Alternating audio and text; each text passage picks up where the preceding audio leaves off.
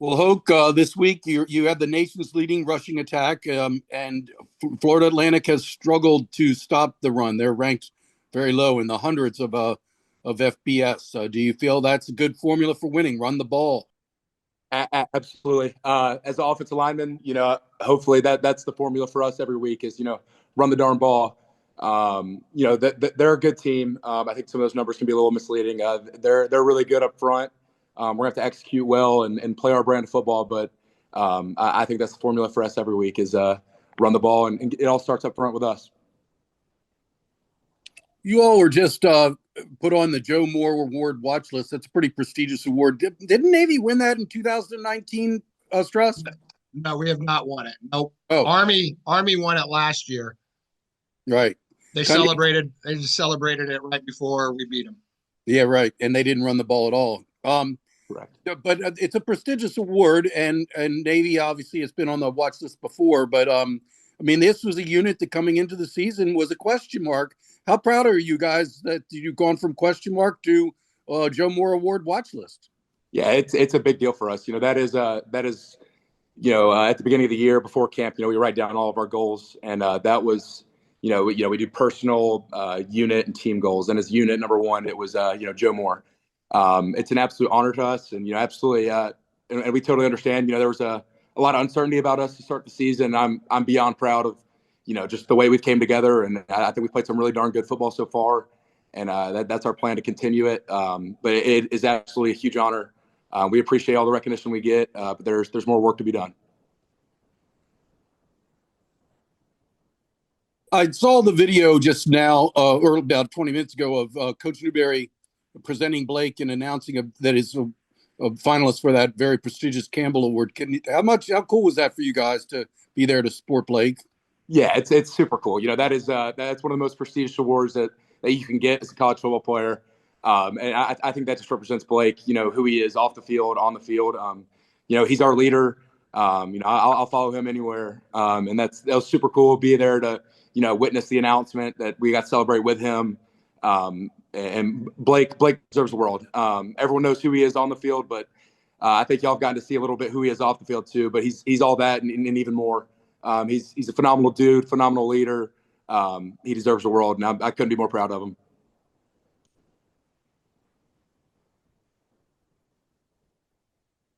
Scott Wyckoff. Yeah, Hoke, what do you think's been the key to the development of the line, not only with the younger guys, but getting everyone back healthy and where you guys are now? Yeah, absolutely. I think you got to give a lot of the credit to Coach G. Honestly, all of it, and just to us, the way we approach practice. I think I don't know if y'all are out there to see us at the start of practice, but we finish warm-ups and we start yelling and screaming and getting all hype, running over to Coach G for Indy. I mean, that's a goal of ours is, absolutely playing offensive line, especially here at the Naval Academy. It can get hard. Your bodies don't feel great. But we make that a goal of ours to just be excited to come attack practice.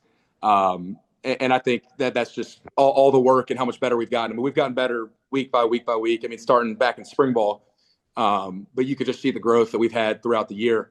And I think that just all goes to the way we attack practice and in the way that Coach G just invests into us and pours into us. I mean, y'all don't get to see the work behind the scenes that Coach G does. I mean, he's here till 1 a.m. in the morning and gets here at 6 a.m. just thinking of ways to help us. And he invests into us. And I think, I mean, you can see how it pays off for us on Saturdays.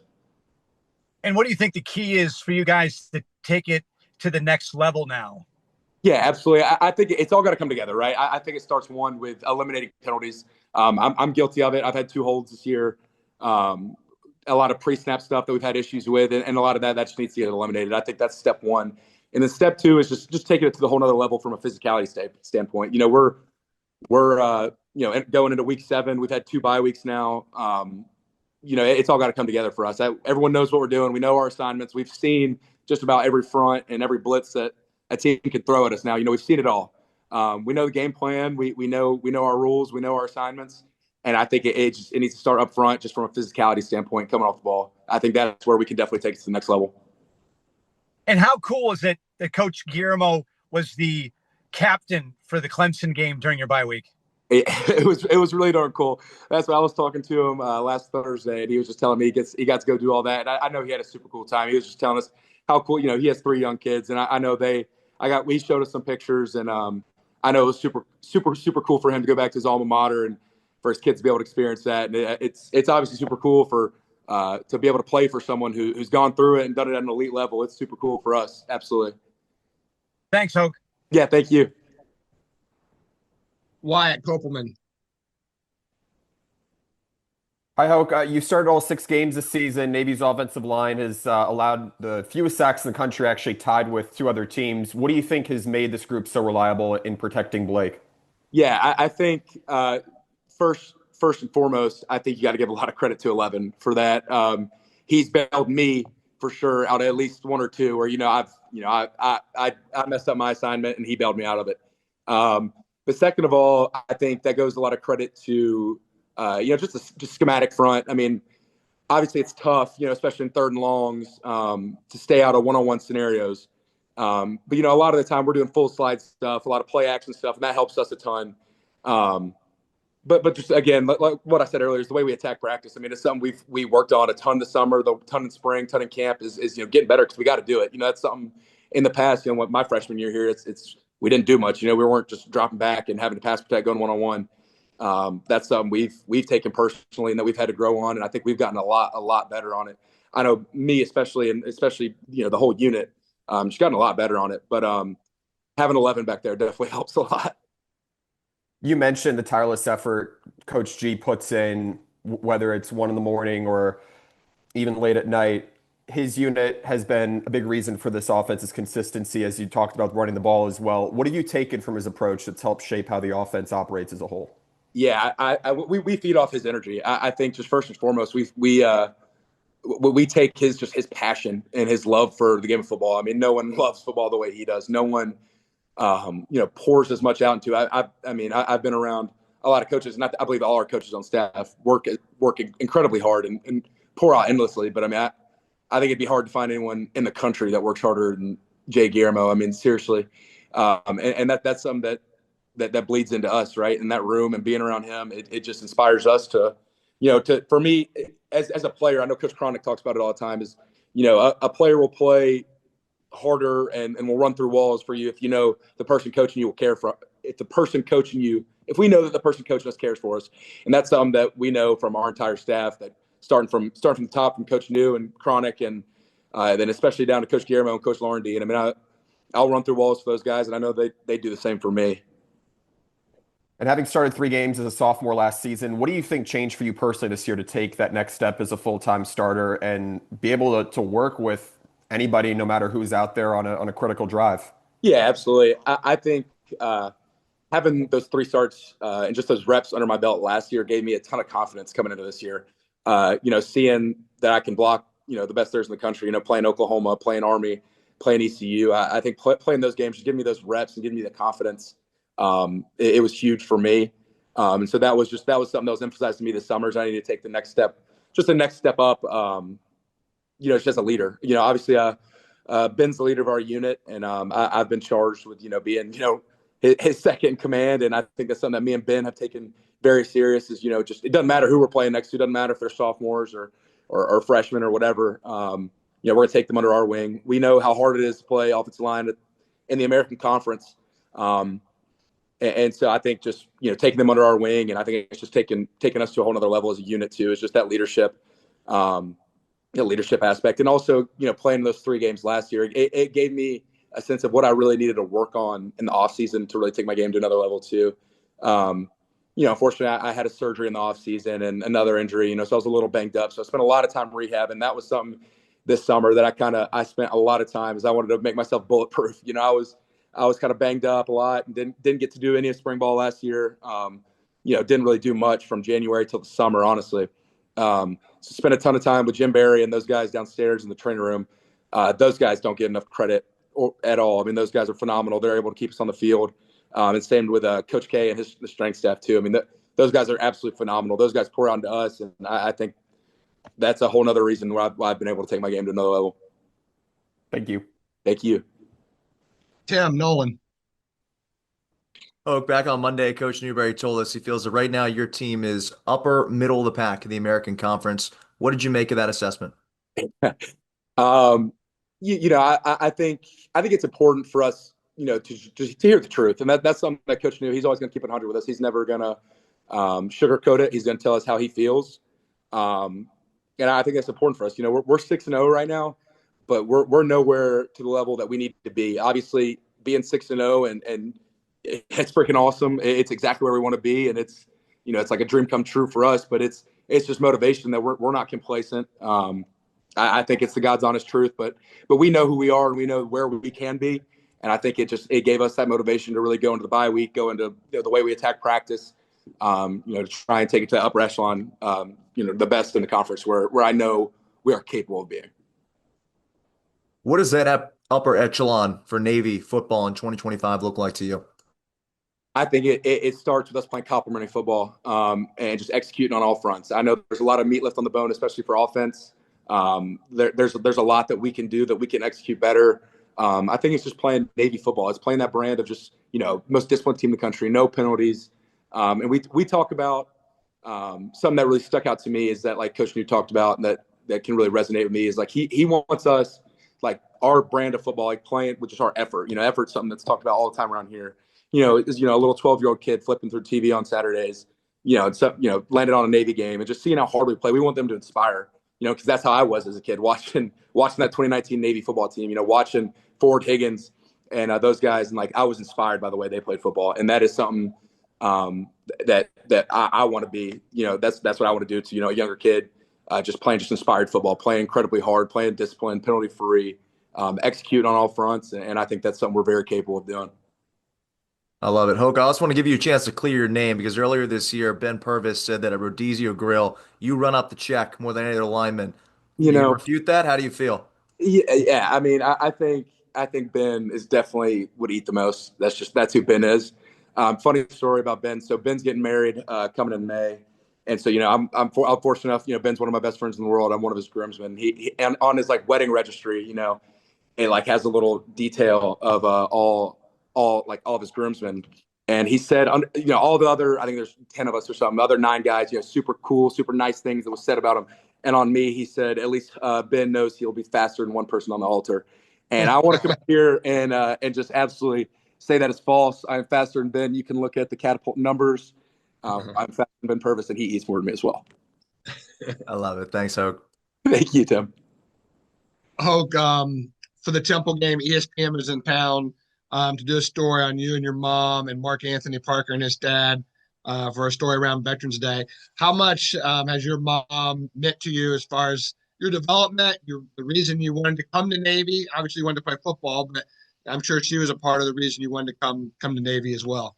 Oh, 100%. Thanks for giving me an opportunity to talk about that. Yeah, that was super cool. That was super cool for my mom. Getting to talk to, the legend Sal Powell. That was super cool for me. And that was kind of funny. ESPN was following me and my mom around these cameras. But my mom, my family, they mean the absolute world to me. I wouldn't be who I am, where I am without them. I think it starts with my dad too, just like giving me the love of football. That's just how our family is. We love football. We grew up going to Tuscaloosa and going to Bryant-Denny on Saturdays. Come up here and spending Saturdays in Navy Marine Corps Memorial. It means the world to me. It starts with them. They just, and my mom, just seeing, she's the reason I want to go to Naval Academy. I've wanted to go to Naval Academy since I was a kid, for as long as I can remember. I got to see firsthand, just the things the Naval Academy did for her, the friends who she's still incredibly close with to this day, from the Naval Academy, the opportunities it presented her. It's a wonderful institution, and I knew from a young age it was exactly where I wanted to be and where I wanted to graduate from. So I'm super thankful for them. They mean the absolute world to me. And yeah. I should have mentioned Hoke's mom is a 1994 graduate of the Naval Academy. You mentioned Tommy Laurendine earlier. How does Coach Laurendine and Coach Guillermo kind of interact off each other? Is it kind of like a good cop, bad cop? Guillermo is the guy who is all over you, and Tommy's the guy who's going to put his arm around you. I think you said it perfectly, Scott. I think a good cop, bad cop would be kind of how it is. I think Coach Laurendine, but just to who Coach Laurendine is, I think he's one of the most knowledgeable people about option football in the world. No one, I think him and Coach Jasper, I think those are the two best option minds and obviously Ashton Ingram, three best option minds in the country. We got two of them in this building. I've been fortunate to get coached by three of them.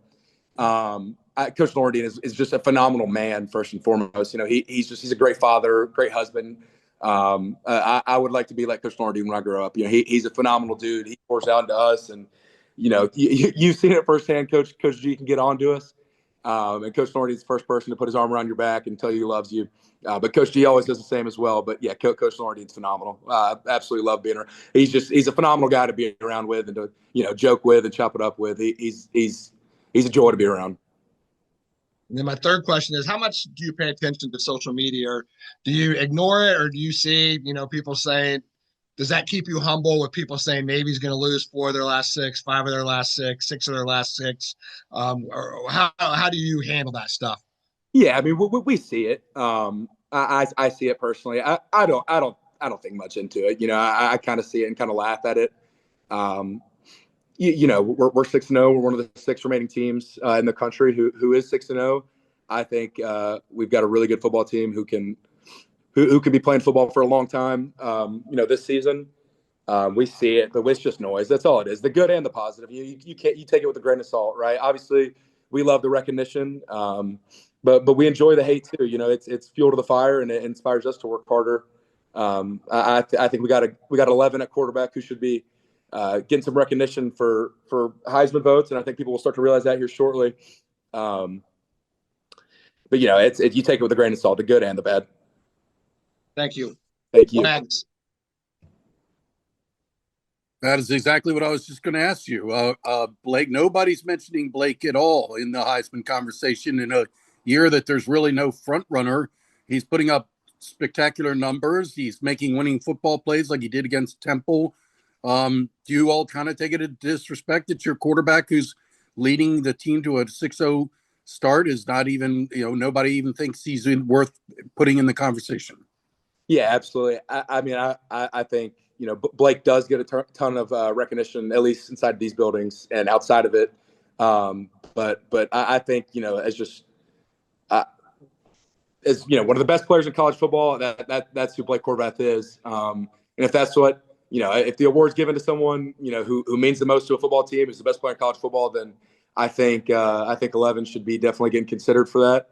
But, it's you take it all with a grain of salt. We know if we keep doing what we're doing, then that stuff will come, right? I mean, we're not worried. It's we're halfway through the season. There's a lot more football left to be played. If they're not considering them now, I think soon enough that they won't be able to ignore it. That's who Blake is, and that's kind of who we are as a team. And I know that's how Blake couldn't care less about any of the recognition he gets. He's a team first guy, and that's who he is. He's a winner, and I think that's all he cares about. That's all we care about right now. But I think people, if they don't know his name now around the country, they will hear soon. He's special. Yeah. So on that note, I mean, obviously you're one of 6 unbeaten teams. Every one of those other unbeaten teams is ranked. You're not.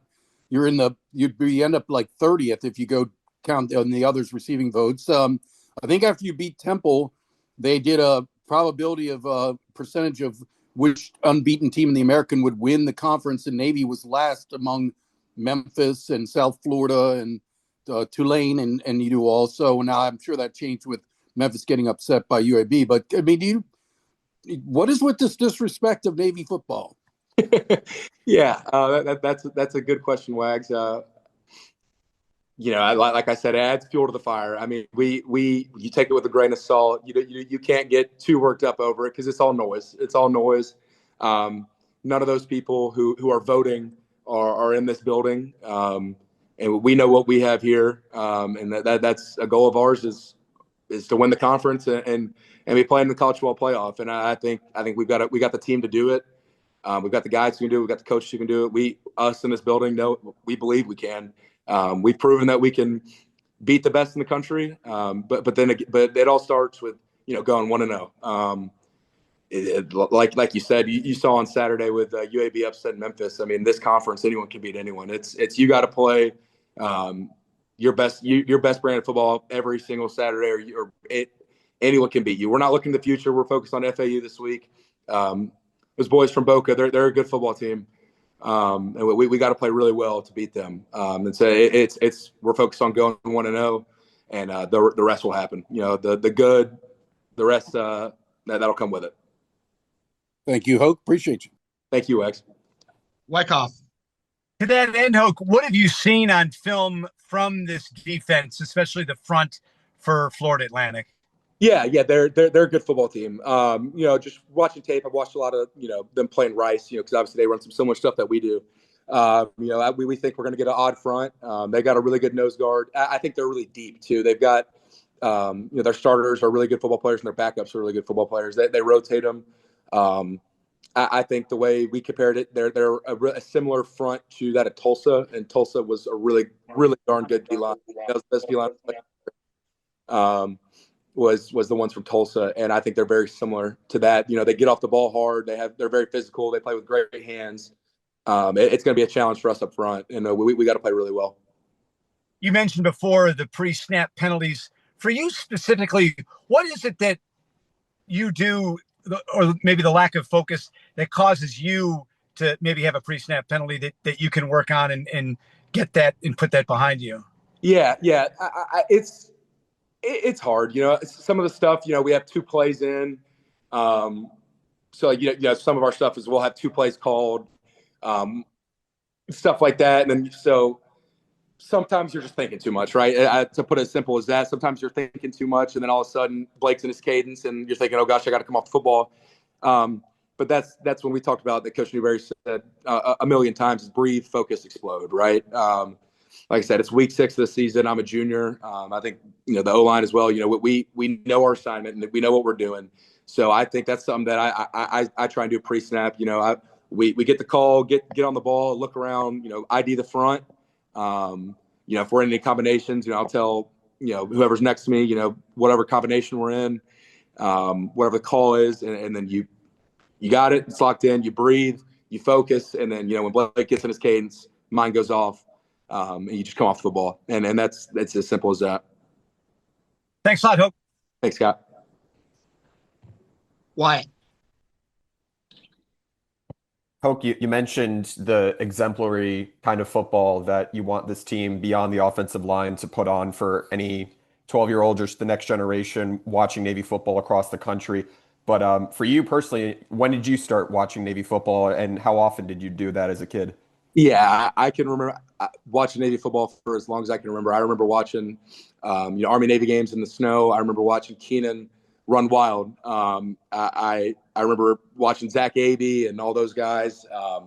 As long as I can remember, I remember watching Navy football. It is something that is near and dear to my heart. I was joking and saying that my mom's the biggest Navy football fan in the world, and then I'm the second. No one loves Navy football more than me. And that's it means a lot to me, and I hope that we put me especially the best product that we can every Saturday, because we know it means so much more than just us. There's a lot of people watching, and we hope to make them all proud. But yeah, we would come up at least once a year to Navy games. So my mom, her sister, so my aunt, and then my aunt's husband, they all came here. So we'd all, whenever it was their reunions or whatever, we'd come up. So at least once a year we'd come up and watch a game, and I fell in love with it for as long as I can remember. But yeah. What do you remember your first reaction as when you realized you'd be taking that next step from Vestavia to now Navy and beginning your college career there as you went to Naps? Yeah, it meant the world to me. It meant the absolute world to me. I think, as a high school kid, college recruiting is the most stressful thing in the world. You're stressed. You don't know what's going on. And I finally had to, just keep calling Coach Ingram's phone and Coach Newberry, who's actually the one who initially recruited me, because he recruited Alabama when he was defensive coordinator. I had to kind of blow up their phones. I wouldn't leave them alone, funny as it is. But it meant the world to me and my family. Coach Ingram offered me right out here behind me on this field. He offered me out there, and my whole family was out there. And I remember my mom crying, my little brother going crazy. It meant the absolute world to me. It was a no-brainer. As soon as I was offered, I was committed a couple of days later, and it was awesome.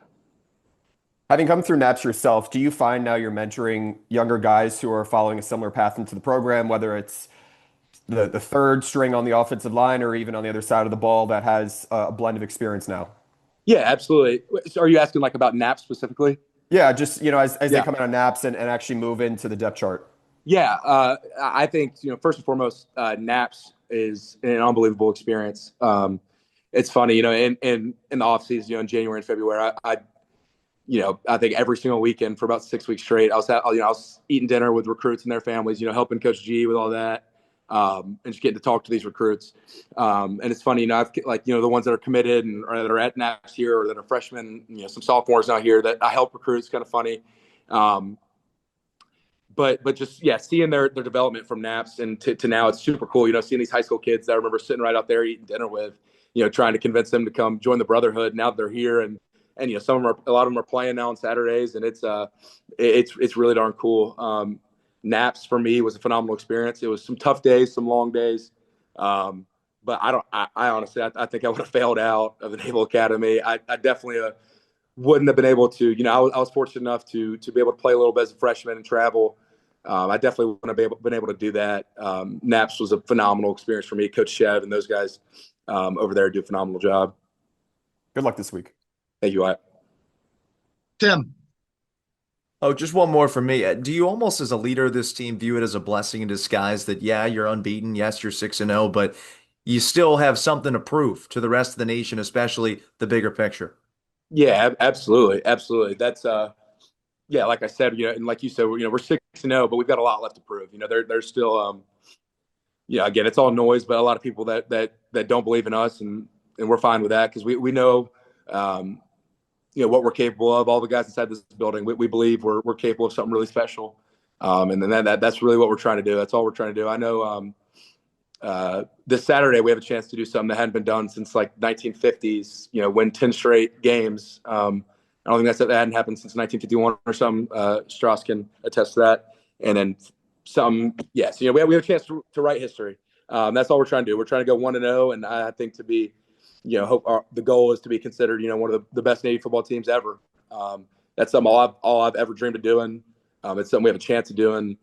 But I think it's like you said, it's fuel to the fire. We're 6-0, but we know where we can be. We're not there yet. So I'm honestly thankful for it. I don't want us to be complacent. I don't want us to be, thinking something. I'm thankful for us to, it's fuel to the fire to come out and attack practice and still have something left to prove. Thanks, Hoke. See you practice. Yeah, see you, brother. 1959-60 is correct. Stacy Machad. Hey, Hoke, random question. I've been asked this a lot, and I don't know the answer, but can you tell us where your name comes from? Yes, ma'am. Hey, Miss Stacy. I am Hoke Jackson Smith II. I am named after my great-grandfather, so it is my dad's grandfather. That is what I'm named after. So that's why I'm the second. I'm not a junior. I get asked that often, too, because I'm named after my great-grandfather. Anyone have any other questions for Hoke? I do. Go ahead. So did you always see yourself playing quarterback or playing offensive line, or did you have another position that you also looked to hopefully play one day when you were growing up and watching all this Navy football? Yeah. I was always the biggest growing up. So I played, in Little League, playing, as a second grader or whatever. I had the red dot on my helmet. I was having to play up a grade. So if I was in second grade, I'd be playing with the third graders and was having to cut weight just to be able to be eligible to play with them. I've always been a lineman. I was always a lineman in middle school. I played a little bit of fullback. They'd hand me the rock here and there. And then in high school, I caught 2-point conversions. So I do, I'm a big athlete. I've got some great hands. I've always been a lineman, but definitely seeing what Caden Proctor's doing down in Tuscaloosa. I've been talking to Coach Cronick, see if we can install maybe, some right guard, somehow we can get the right guard involved and see if I can get the ball. I've been talking to him about it, so we'll see. Did he shut that down at all, or did he say, we'll float it toward the end of the season once the Army-Navy game's taken care of? Yeah, he said we'll see. He didn't. He seemed a little hesitant for sure. We're going to still work on it. Blake's on my side. Blake's also pushing them. We think it could be a great play. Some of that chronic wizardry somehow get 79 involved, I think it's a great idea. I've got some ideas in my head that I've pitched to him. Some of that stuff where we our belly option where the guard's pulling, somehow slip it out. We'll see. There's a lot of ideas that I've got going on that we could incorporate. But Coach Cronick is definitely a little hesitant, but we'll see. I'm working on it. Did you also watch a lot of Alabama football or even Auburn growing up and idolizing their offensive linemen too? I did absolutely. So my dad, if we weren't coming up here, we were in Bryant-Denny Stadium. I'm about 45 minutes to an hour away from Tuscaloosa. We would go in, if a game kicked off at 11, we'd leave our house at 10, get in there for kickoff and be back by, 4 o'clock to watch the afternoon games. I was the biggest Bama fan in the world. I got to go home for the bye weekend last weekend, and I watched Alabama beat Tennessee, which was unreal. It was a great game. It was a great atmosphere. And was able to smoke cigars with my dad, my family, and my girlfriend. It was a lot of fun. Right. And any particular offensive lineman you looked up to? We got like a minute left. We're running out of time here. Oh, sorry. Yes, you're good. I had gloves from Jedrick Wills who he gave me. I remember I was like, when he was running in, he gave me those one time, which I thought was super cool. Barrett Jones, who was the old center for them, who I looked up to a lot. But yeah, Evan Neal, who hadn't had unfortunately hadn't been super successful in the NFL, but I always thought he was a phenomenal football player. Alex Leatherwood, all those guys. I was a ginormous Bama fan. Thank you. Thank you. For those who don't know, the winner of the Alabama-Tennessee game always smoked cigars, so that's where that's come from. Correct. All right, thanks a lot, Hope. Great job. Thank you, everyone. We'll be back with Coach Cronick at 2:30. Thanks, guys.